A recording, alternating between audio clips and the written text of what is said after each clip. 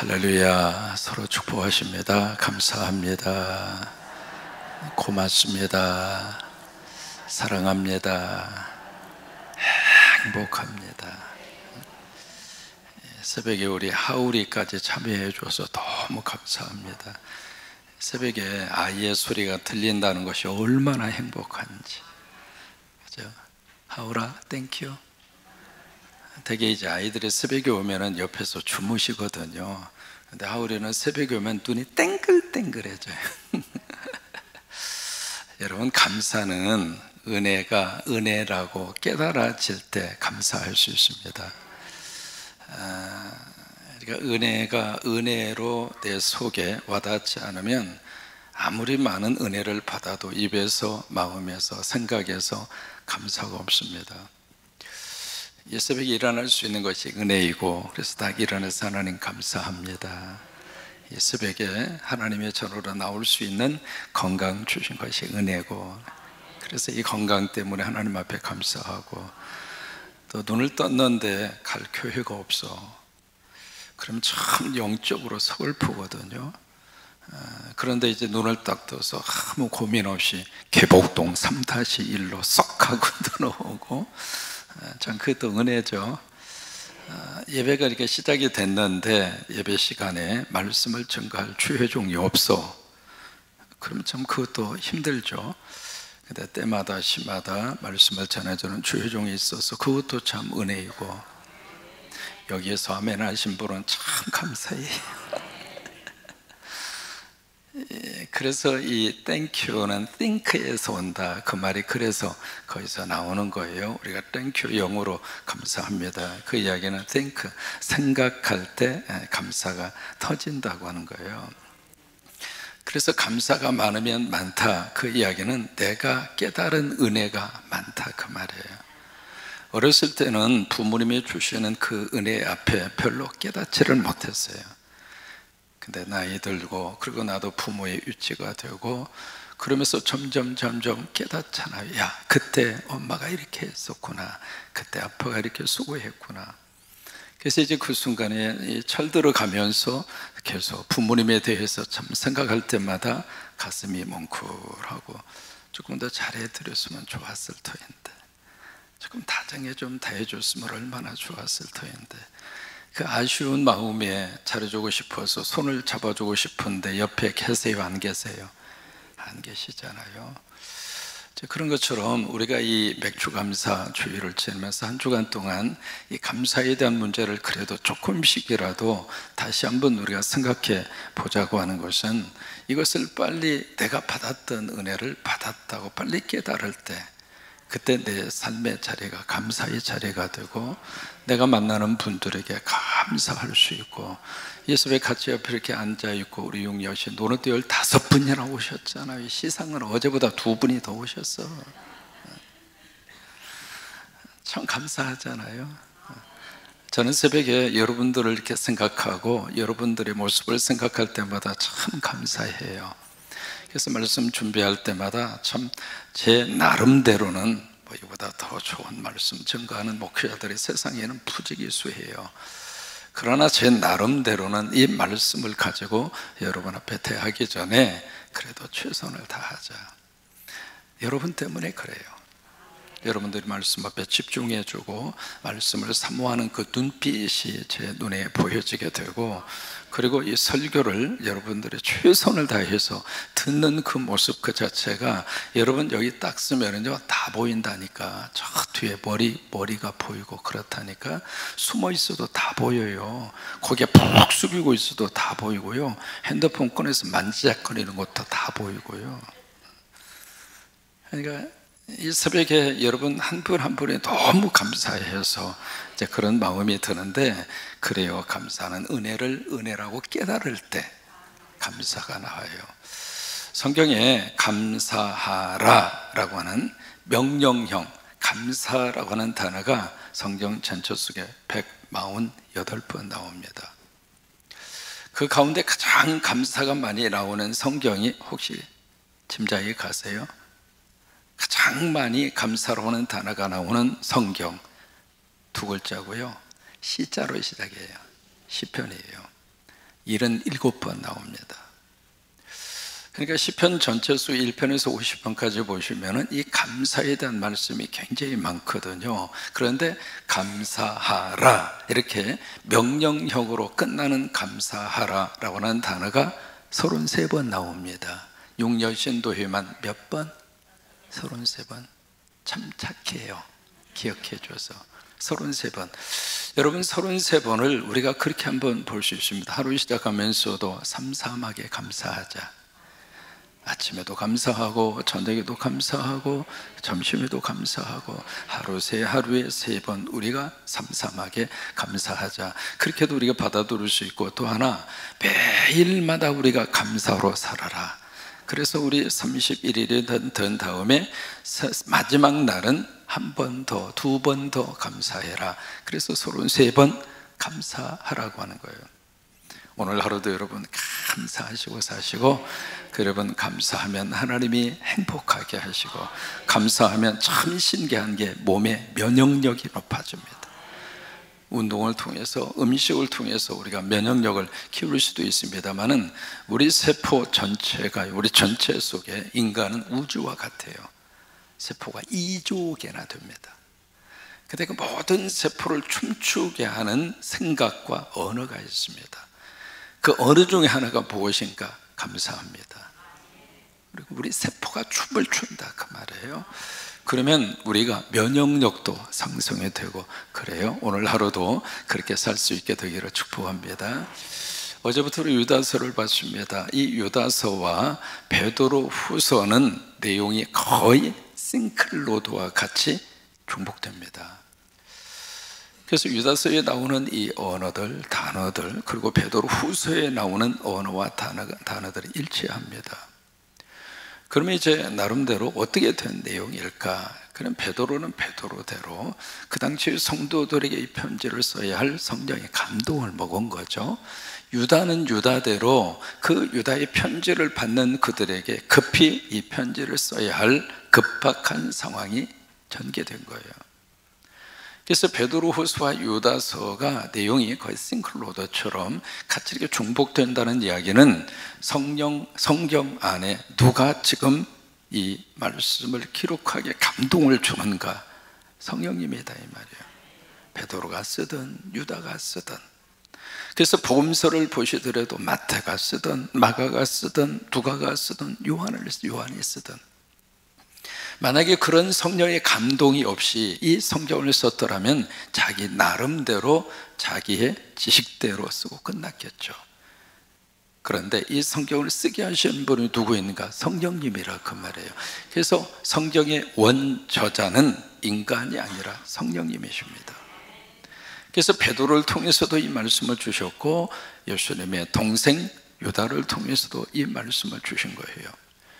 원래는 일반적으로 받는 구원에 대해서 그들에게 쓸 계획이었잖아요. 예수 믿으면 구원받는다, 우리가 구원에 이를 수 있는 유일한 길은 하나님의 아들 예수 그리스도, 그분을 우리가 영접하고 그분을 나의 구조로 믿고 그러면 우리는 구원받는다. 그 일반적인 구원론에 대해서 유다가 쓰려고 생각을 하고 있었어요. 그런데 갑자기 아니다, 이 믿음의 돌을 깨트리려고 하는 가만히 들어온, 몰래 들어온 몇 사람, 그들을 가르쳐서 우리가 뭐라고 그래요? 2글자로 이단이라 이 말이에요. 그 이단이 막 휘젓고 다니는 거예요. 그래서 유다는 안 되겠다, 여기에 대해서 성령의 감동으로 이 편지를 써야 되겠구나 해서 이제 지금 몇 글자 이 말씀을 지금 기록하고 있는 거예요. 교회 속에 가만히 들어온 이 이단들, 여러분, 이단은요, 내가 이단입니다 명찰 붙이고 오나요? 그 교회에 슬그머니 들어가서 어떻게 패당을 짓고 처음에 성도들의 환심을 사고, 그렇게 해서 그 교회에 슬그머니 들어와서 영향력을 미쳐서 결국 그 교회를 뿌리채 흔들고, 맨 처음에 그 사람들이 자꾸 걸고 넘어지는 것은 목사입니다. 목사님 요즘 설교가 조금 이상해, 요즘에 목사님이 기도를 덜 하나 봐, 목사님의 영역이 좀 떨어진 것 같다, 그러면서 이제 슬그머니 그 교회를 책임지고 있는 목회자를 먼저 흔들기 시작합니다. 여러분, 주의 종을 통해서 은혜 받아야 신앙생활 행복한 거예요. 주의 종을 통해서 하나님의 말씀이 하나님의 말씀으로 들릴 때 믿음이 흔들리지 않는 거예요. 근데 자꾸 흔드는 거예요. 그러면서 저 목사님 설교 말고 나하고 특별히 당신한테만 가르쳐 줄게. 비밀리에 영적인 깨달음이 있는데 그 말 그대로 하나님 앞에 직통으로 계시받아 가지고 귀에 속속속 들어오게 가르쳐 주시는 목사님이 있는데 당신한테만 가르쳐 줄 테니까 나하고 가자. 그래서 거기서 성경 공부를 하자. 그런 식으로 해서 그 교회 전체를 완전히 산을 옮기는 식으로 그런 작전으로 들어온, 몰래 들어온 이단들이 있어요, 없어요? 있다 이 말이에요. 오늘 유다는 그들의 정체를 그렇게 밝히고 있습니다. 경건하지 않는 사람이었다. 다시 말해 하나님 믿지 않았다 그 말이에요. 또 하나, 그들은 하나님이 주신 그 은혜를 방탕한 것으로 뒤집어 엎어버렸다. 왜 이런 문제가 나왔느냐면 그 당시에 이 초대교회 속에, 성경 속에 이단으로 쭉 흐르고 있는 그들은 영지주의자들이에요. 초대교회 안에. 그러니까 영지주의, 이게 이 성경 안에서요 굉장히 많은 성도들을 힘들게 했고 미혹했고 넘어뜨리게 했습니다. 자주 말씀을 드립니다만 영지주의의 맹점이 뭐냐면 영은 무조건 선하다, 육은 무조건 악하다. 이게 그럴듯하게 보여요. 근데 어떤 허점이 있느냐면 영적인 것은 무조건 선하기 때문에 만약에 내가 영적으로 구원받았다, 그러면 영적으로 구원받고 선한 경지에 이른 사람은 육에 대해서 어떤 행동을 하든지 괜찮다, 어떤 행동을 하든지 죄가 되지 않는다. 논리가 그런 쪽으로 흘러가는 거예요. 거기서 나온 것 중에 하나가 바로 뭐냐면 구원파입니다. 들어보셨죠? 구원파. 한번 구원받았으면 당신이 어떤 행위를 하든지 구원의 자리에서 떨어지지 않는다. 젊은이들이 얼마나 좋아했는지 모릅니다. 마음대로 살고 싶죠? 성관계 하고 싶은 대로 하고 싶죠? 부어라 마셔라 그렇게 이제 하고 싶은 젊은이들에게 있어서 이 구원파는요, 야 내가 예수 믿고 나도 천국 가고 구원받고 이 땅에서는 육이 원하는 대로 마음대로 살고 얼마나 혹합니까? 이게 영지주의의 뿌리를 가지고 있는 거예요. 여러분 정상이에요, 아니에요? 그럴 수가 없죠.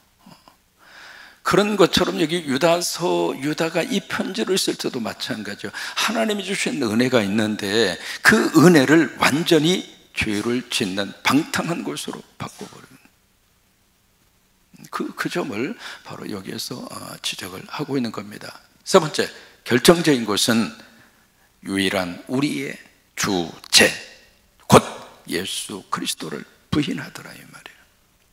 여러분 이것처럼 이단이 어디가 있습니까?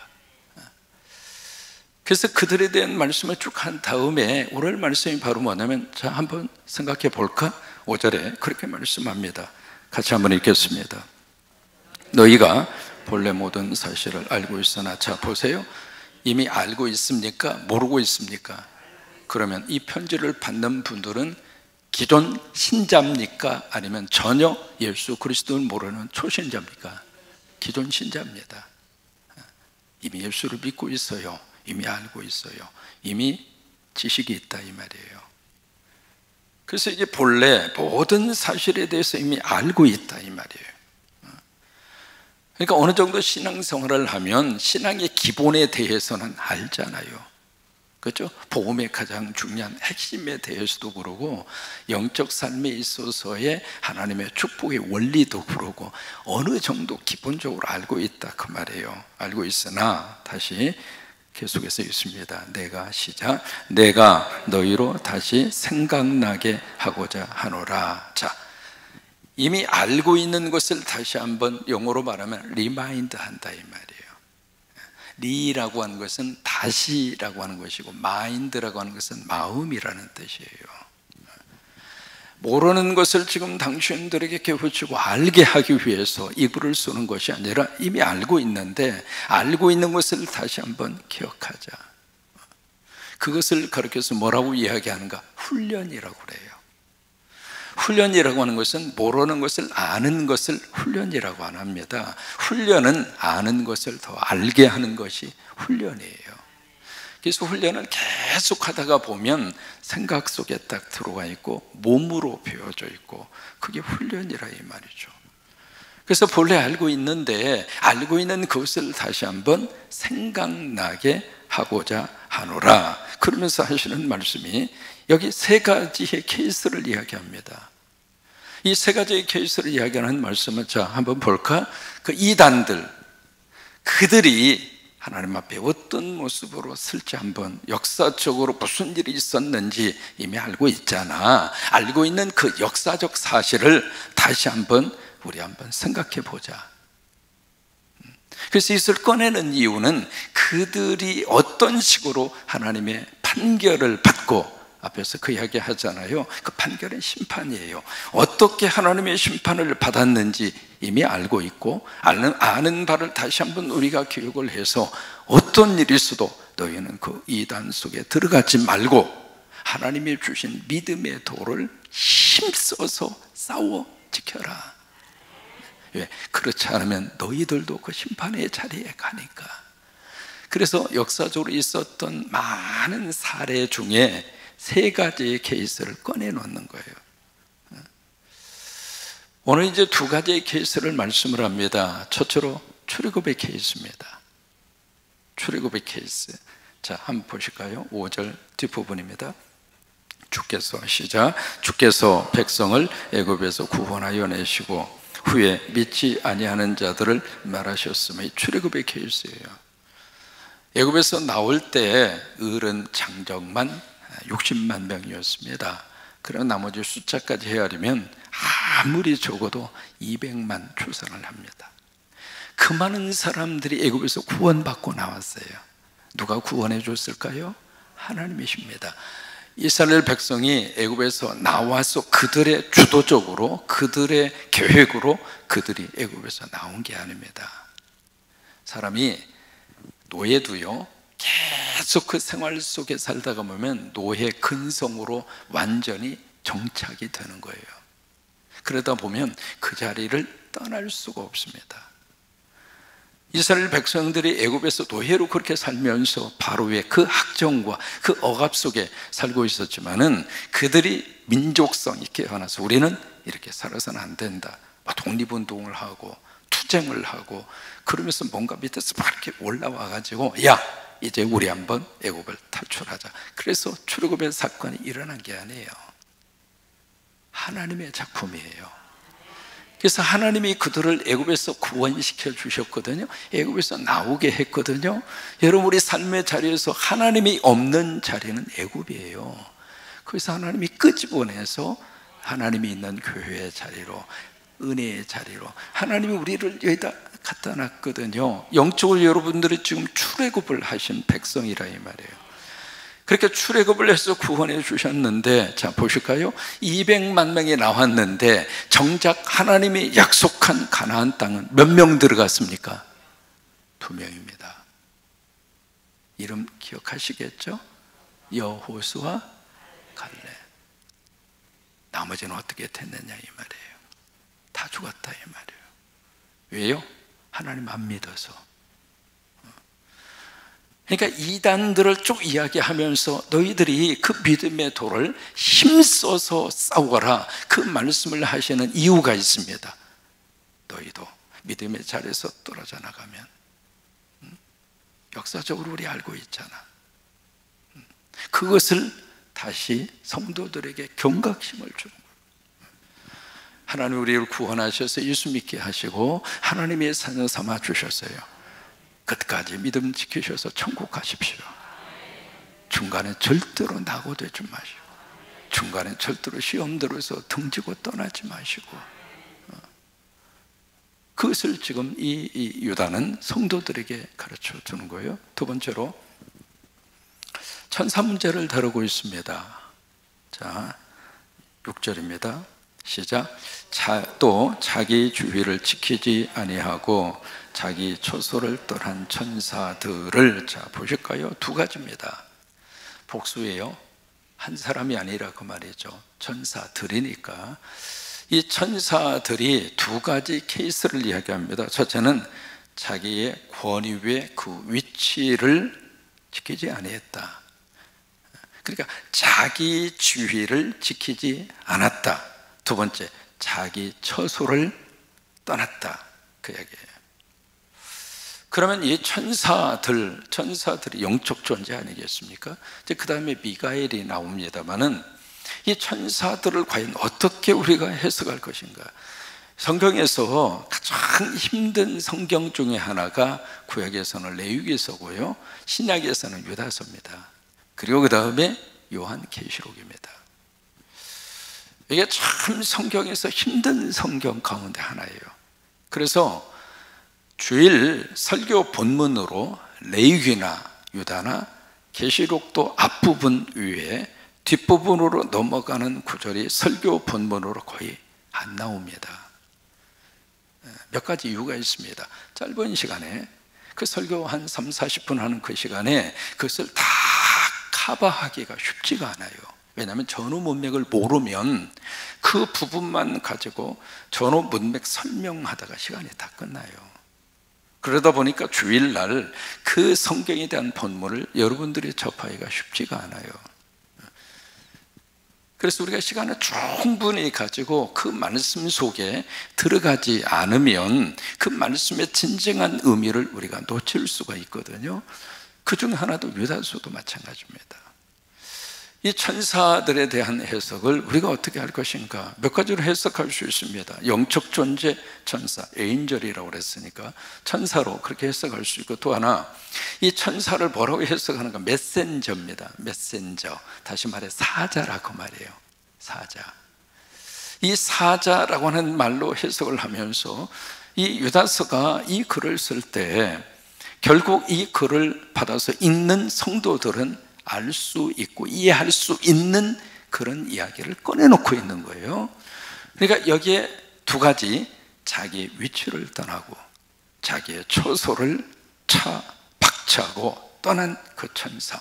그러면 그들 속에 어떤 이미지가 딱 들어오느냐면, 자 보세요. 하나님이 주신 위치가 있습니다. 그 위치를 완전히 걷어찼다 그 말이에요.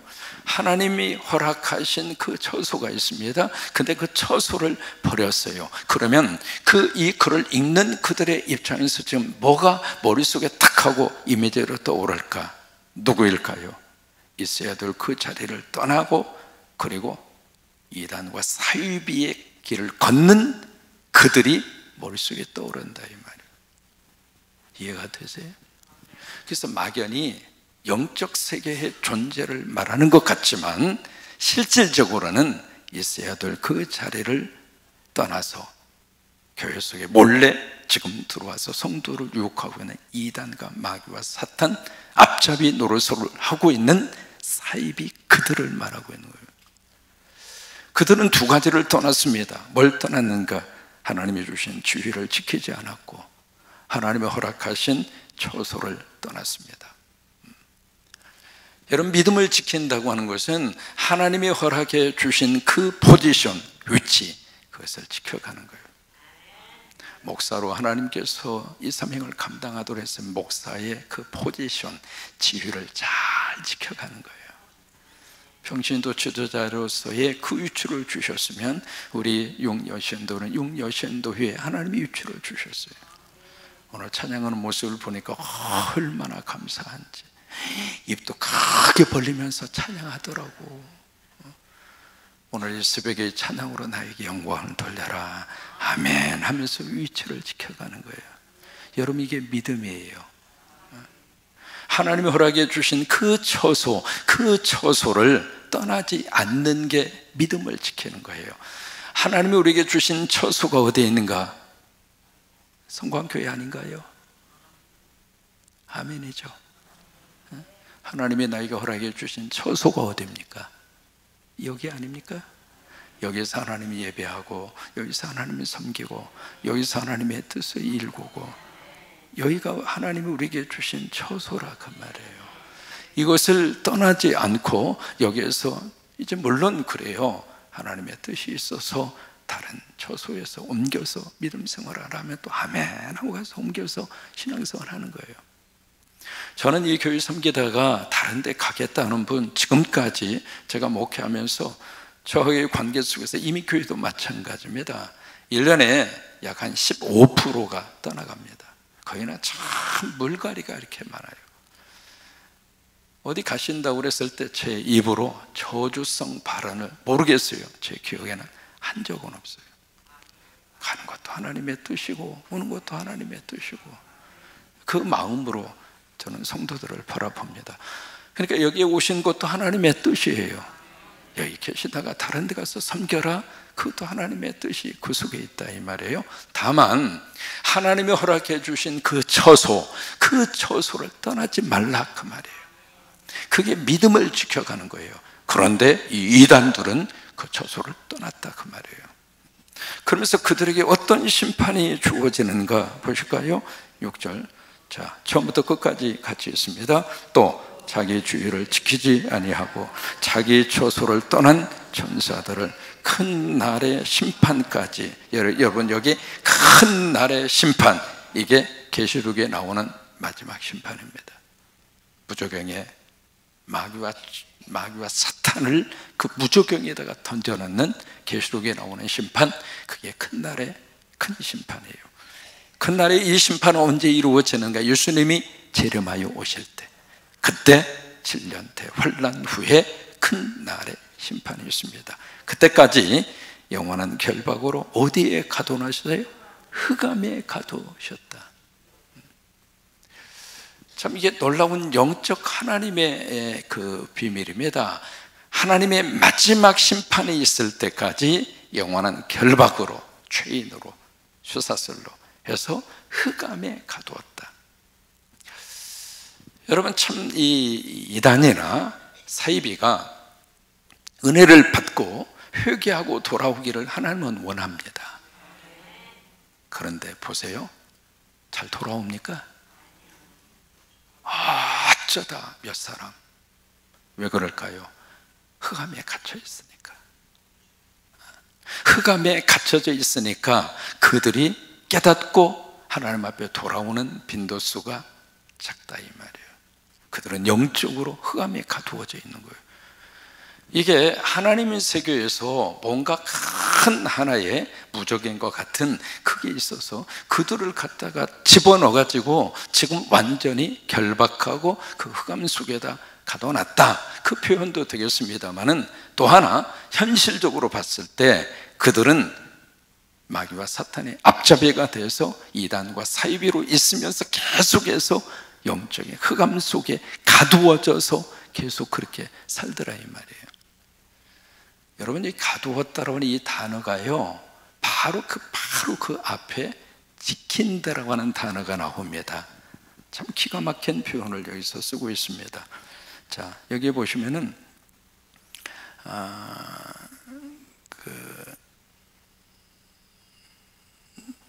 자, 1절입니다. 1절에 보시면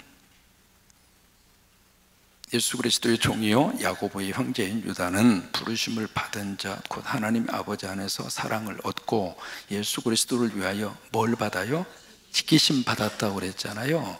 이 지키심이라고 하는 이 단어와 6절에서 말하는 가두셨다고 하는 단어가 똑같은 뜻입니다. 똑같은 단어입니다. 그러니까 하나님 믿는 성도들은 하나님이 지키시고 하나님을 떠난 그들은 하나님이 가둬버리더라 이 말이에요. 똑같은 단어인데 누구에게는 지킴과 보호가 되고 누구에게는 흑암 속에 가두어져 버리고 그렇게 되는 거예요. 여러분들도 예수님 안에서 하나님의 보호하심 받고 하나님이 지켜주시는 그 은혜 가운데 살고, 여러분 이게 참 신앙생활의 행복이고 축복이에요.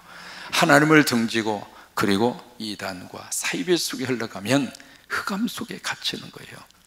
흑암이라고 하는 것은 어두움의 그 장소거든요. 그 어두움은 빛이 없다 그 말 아니겠어요? 다시 말해 흑암은 하나님이 없다 그 말이에요. 하나님이 없으면 흑암 속에 갇히는 거예요. 우리 안에 하나님이 없으면 여기가 흑암이 돼버려요. 그러면 여기가 지옥이 돼버려요. 그러니까 은혜가 들어오고 하나님이 내 안에 들어오면 여기가 천국이 돼요. 여기가 빛이 돼요. 그런 하나님의 사람들을 하나님이 지키시고 보호하세요. 그런데 하나님이 없는 흑암은 하나님이 가두신다 이 말이에요. 오늘도 하나님 은혜가 넘치기를 주의 이름으로 축원합니다.